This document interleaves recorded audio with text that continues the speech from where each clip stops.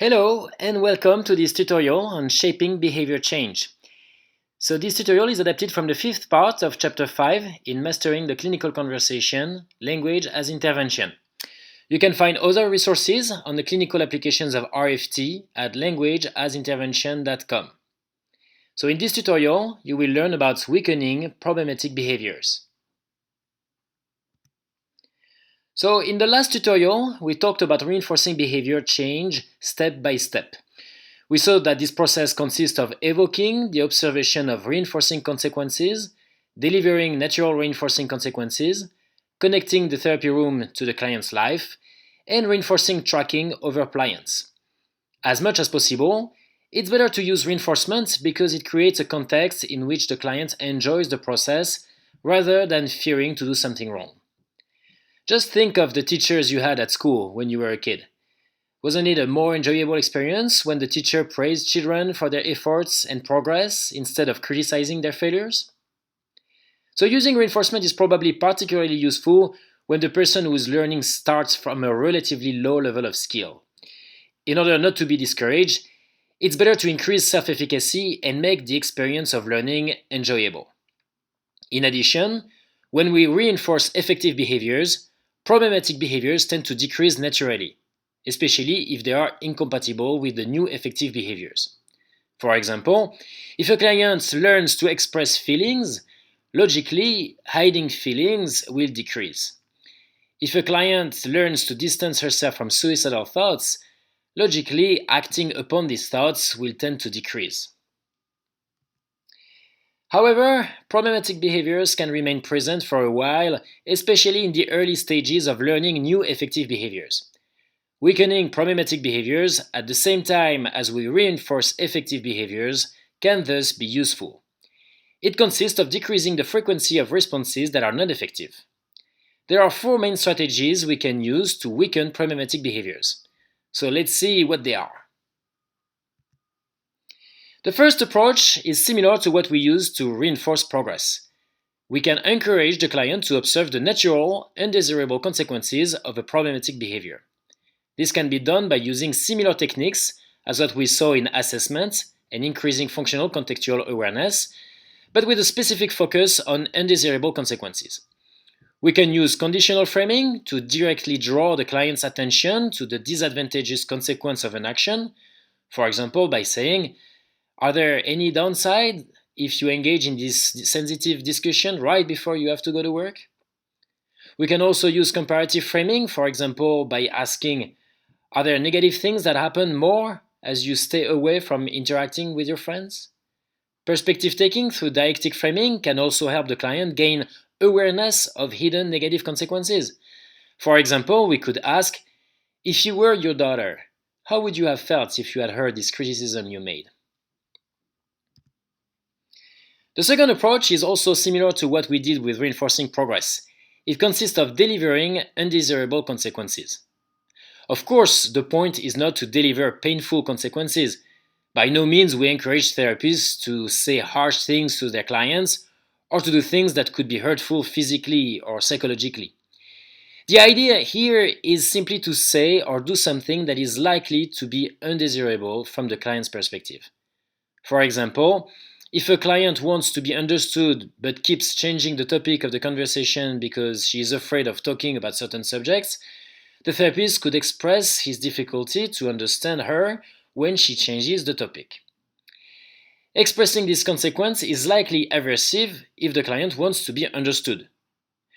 Note that this is a natural consequence, not something the therapist arbitrarily says. The goal is still to help the client discriminate the consequences of alternative responses. The third approach is blocking. Blocking consists of preventing a problematic behavior from happening or encouraging a client to interrupt this ineffective response. Of course, the client is still totally free to do what he or she wants, but the therapist creates a context that makes it more difficult, at least temporarily, to do what's not effective.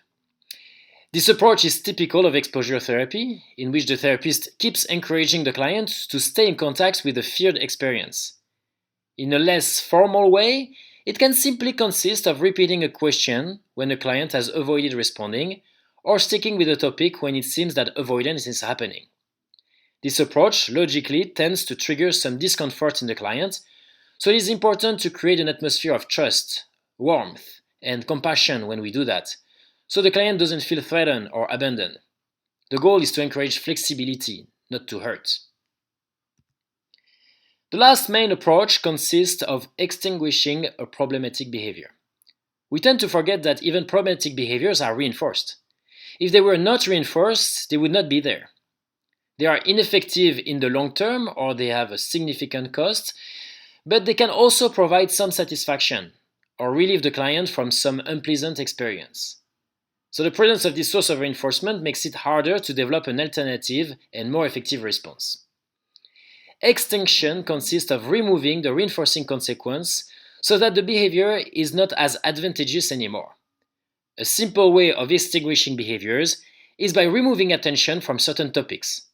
For example, if a client tends to persist in ruminating certain events without leading to new solutions, the therapist might choose not to engage in this rumination with the client and instead propose to explore a different topic.